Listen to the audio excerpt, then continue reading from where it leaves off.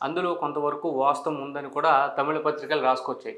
ఎట్టకేలకు ఈ అంశంపై రజనీకాంత్ స్పందించారు. విజయ్ ముఖ్యమంత్రి అయితే తానెందుకు అసూయ పడతానని, విజయ్‌కు తానెందుకు అడ్డుపడతానంటూ కూడా ఆయన చెప్పుకొచ్చారు. వాస్తవానికి స్టాలిన్‌కు, రజనీకాంత్‌కు మంచి సంబంధమే ఉంది. విజయ్‌తో రజనీకాంత్‌కు ఫ్రెండ్ రిలేషన్ ఉందా లేదా అనేది తమిళనాడులో అందరికీ తెలుసు.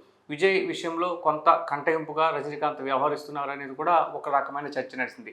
ఇలాంటి పరిస్థితుల్లో విజయ్‌కి వ్యతిరేకంగా రజనీకాంత్ పావులు కలుపుతున్నారు అని చెప్పినప్పుడు నమ్మడానికి ఎక్కువ ఆస్కారం ఏర్పడింది. పైగా ఇప్పుడు మాత్రం రజనీకాంత్ విజయ్‌ను నేను ఎట్టి పరిస్థితుల్లో డిస్కరేజ్ చేసే వ్యక్తిని కాదు. విజయ్‌కి నాకు ఏ విధమైనటువంటి డిస్ప్యూట్స్ లేవని కూడా చెప్పుకొచ్చారు. అయితే రజనీకాంత్ భారతీయ జనతా పార్టీ నేతలతో కలిసి ఉంటూ ఉంటారు. ప్రధాని మోదీకి గానీ, ఆ పార్టీ దేశ నాయకులకు గానీ రజనీకాంత్ సన్నిహితంగా ఉన్నారు.